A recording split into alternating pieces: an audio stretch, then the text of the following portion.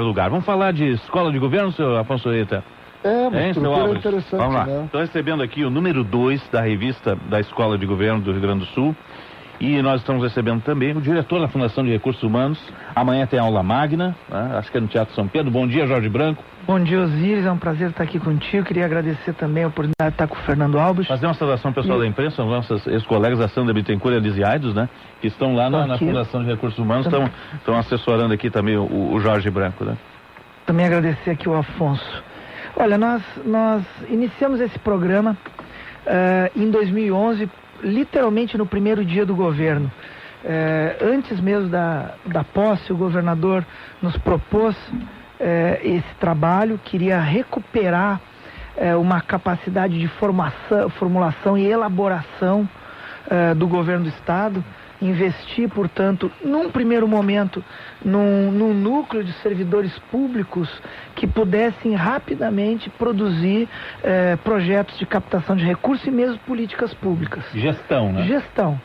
Né? Nós sabemos todo essa movimentação, essa onda, em especial dos anos 90, do Estado mínimo, ele acabou tendo consequências também do ponto de vista da gestão. O Estado, o poder público, ele ficou aquém, tanto até mesmo das empresas, mas e isso fez com que não tivesse sido produzido uma técnica, uma tecnologia própria para a gestão pública. Por isso nós na Escola de Governo, inclusive, falamos de uma pedagogia para a gestão pública. Como é que funciona, para o ouvinte entender, como é que funciona uma escola de governo? Quem são os alunos? Bom, Fernando, ela é inédita e única, singular no nosso país.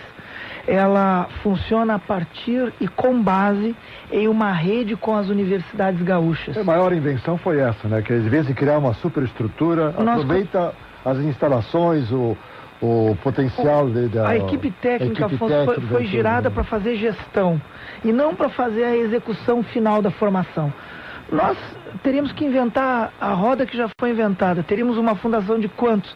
500 professores, 600 professores, 1000 e faltaria. Então nós temos geral hoje, concentrado em Porto Alegre ainda, né? Em geral concentrado em Porto Alegre, que é uma das coisas que nós estamos já enfrentando. Nós reunimos já 31 instituições de ensino, a nossa Universidade Estadual, a URGS, a Federal de Santa Maria, a PUC, a Unicinos, todas elas, 31 instituições de ensino. Cada uma, por isso chamamos uma rede, cada uma assume um programa de formação continuada ou um tema. Por exemplo, a URGS, o tema da segurança e direitos humanos, com a PUC de gênero, Unicinos, o tema da comunicação, tecnologia da informação e assim por diante. E formulamos com eles e com as secretarias envolvidas um plano, uma plataforma de ação.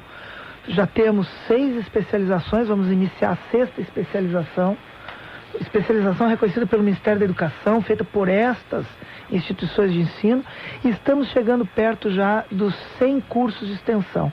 Além disso, nós já abrimos a Escola de Governo também para os municípios. 95 municípios já se envolveram, já se beneficiaram da Escola de Governo. Estamos criando cada vez mais forte, agora em parceria com o Ministério do Planejamento.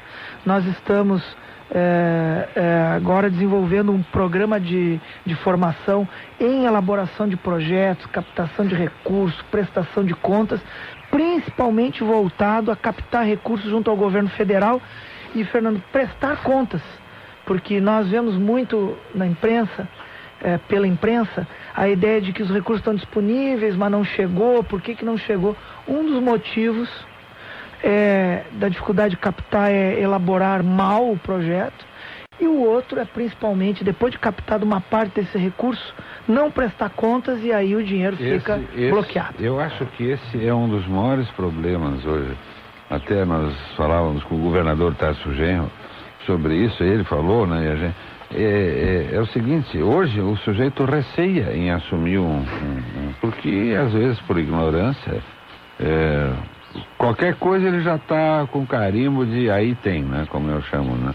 E parte porque das verbas, até se perdem verbas por desconhecimento, né? Todo esse caminho todo esse caminho até para fazer o projeto bem feito, nem vou falar em outros aspectos semelhantes, tipo irregularidades e tal, não. Fazer um projeto bem feito porque ele chegue o mais rápido possível no bolso, entre aspas, do contribuinte. Né? Tem o resultado material. O resultado da obra, né? Isso tudo, esse caminho das pedras, vocês... Esse é um elemento chave. Se investe pouco, inclusive no mercado. É só conversar com qualquer setor empresarial, se investe pouco em projeto e planejamento no Brasil. Isso também afeta o poder público. Então há uma correria e as obras, olha, não... Claro que ali talvez seja um exagero, mas o estádio no Rio de Janeiro está interditado. Isso é uma barbaridade. É claro que nós estamos falando ali de um projeto de engenharia, mas um projeto de captação de recursos para uma política pública qualquer exige saber identificar o público-alvo, saber identificar metas que possam medir a resolutividade desse programa. Significa ter clareza. Nós percebemos muitas vezes, ler 3, 4 páginas de um projeto e não conseguimos identificar do que se trata. Presidente, nós conversamos, foi até a última pergunta que eu fiz ao governador. Eu acho uma coisa que até agora se tinha algum preconceito no setor público, que é um programa do tipo PGQP aqui do Estado, ou seja, um programa que se coloca metas e que realmente atinge, é um programa chato, onde ele funciona, os funcionários não gostam, né? Porque prevê detalhe por detalhe. E eu tenho uma experiência muito interessante. Ele é aplicado no Hospital Divina Providência aqui na Glória, né? Tu sentes imediatamente, a partir do momento que tu para no estacionamento, já tem o guarda do estacionamento, tu já sente que ele tem uma atribuição do que apenas cuidar se tem ladrão ou não tem ladrão, mas ele te acolher de levar para o hospital. Então, a pergunta que eu faço uma delas é esta. Os famosos contratos de gestão. Outros estão sendo debatidos muito, inclusive ontem o prefeito José Fortunati assinou com o secretariado, etc. Essas coisas assim concretas, elas são ensinadas, como se faz isso? E a outra questão é a questão dos projetos. Realmente eu acho que isso é um dos problemas sérios. Agora, quando se fala nesse problema que aconteceu nos morros aí do Rio de Janeiro, né? O pessoal não foi, tinha dinheiro sobrando, tem dinheiro sobrando, se falou acho que 1/3 dos recursos que deveriam ser aplicados em socorro às populações, né, não foram levados por falta de projetos. Os municípios não tem gente que faz projetos. Então são duas coisas um pouco diferentes, mas que estão muito ligadas. Quer dizer, ou seja, em que medida a rede a escola de governo, formada por essa rede, que eu acho uma ideia fantástica, em que medida ela chega a ser concreto para ajudar realmente as pessoas? Uma pergunta um pouco grande, mas eu queria... Perfeito. É um tema muito importante, ouvir o governador aqui com vocês. Nós, como somos um dos 62 projetos prioritários do governo, somos monitorados, inclusive. Então, nós precisamos começar em casa. Nós estabelecemos nossos compromissos de gestão, temos metas. Uma das ações formativas, um dos cursos mais procurados, nós desenvolvemos sob a condução da diretora Sandra Bittencourt, nossa diretora de Educação e Formação. Nós conduzimos com a Universidade Federal do Rio Grande do Sul um curso de monitoramento e avaliação de políticas públicas. Inclusive a URGS vai produzir agora no fim do ano, lança no seu Centro de Estudos de Governo, vai lançar um livro, um compêndio, na verdade, de vários exemplos de monitoramento de políticas públicas. Casos, entre eles o da própria Rede Escola de Governo. Nós achamos fundamental, e por isso nos nossos conteúdos, em todas as políticas, em todos os programas de formação que nós realizamos, existe o capítulo da criação dos indicadores e também do acompanhamento desses indicadores. Não é porque as pessoas precisam ser vigiadas, ainda que ser vigiado faz parte de uma sociedade. É porque é fundamental para aquele gestor ter formas de medir de forma material e objetiva, ter parâmetros. Não é simples, porque uma coisa é medir uma obra física, material. Agora, uma obra de recuperação, de jovens ou adolescentes vítimas do crack. Quais são os indicadores? São só os quantitativos? Não necessariamente. Então é preciso abordar com técnica, com estudos, a criação desses sistemas. E o governo tem investido. A famosa meritocracia que o CEPEX tem pavor. Olha, o governo do Estado está fazendo, o governador Tarcísio Genro está conduzindo um conjunto de mudanças na gestão. É o sistema de monitoramento, qual ele falou no último tema aqui com vocês, a escola de governo. Mas além disso, houve reajustes para várias categorias, concurso público para inúmeros, só professores vão passar dos 16 mil nomeados com esse concurso público agora, que é a fundação que fará. Mas também houve alteração nos planos de carreira de inúmeros órgãos, entre eles da FDRH. Em todos esses novos planos de carreira, modificados em 2011 e 2012, foi incluído os conceitos e mecanismos de avaliação de desempenho e de premiação por progressão, por capacitação, formação. Então, a ideia de ter um gestor público atualizado, qualificado, mas principalmente um gestor público, que ele tem uma formação específica para o poder público, que não se comporta igual a uma empresa privada ou igual a uma organização, pode e deve incorporar os avanços que o mercado privado tem, deve incorporar os avanços, mas é preciso também desenvolver uma pedagogia, uma metodologia e uma técnica específica para o serviço público. Pois é, exatamente isso. Eu acho que isso é o famoso... Tem que ter duas coisas. Ele tem que ter essa formação ampla, geral no sentido amplo da palavra, mas ele também tem que ter outro ão, que é remuneração ou premiação, como queiram, né? Porque isso é que falta um pouco o serviço, estímulo. O que tu faz numa empresa quando tu cumpre tua meta? Tu ganha um bônus no fim do ano. O que trabalha bem e o que deixa o casal pendurado na cadeira ganha a mesma coisa, quer dizer, isso é da natureza humana. Isso está sendo progressivamente modificado, não é simples. Sim. Não é simples só por a gente costuma, por causa da mobilização dos sindicatos, dos grupos, das corporações, claro, mas também não é simples tecnicamente descobrir para cada carreira, para cada especificidade do Estado, qual é o melhor indicador. Não tem uma fórmula. Objetivar. Cada tema tem sua característica. Uma coisa é construir estradas, ultra difícil, não estou aqui simplificando. Outra coisa é trabalhar com crianças vítimas de drogadição, para dar dois exemplos extremos, né? Sim. Quase antagônicos.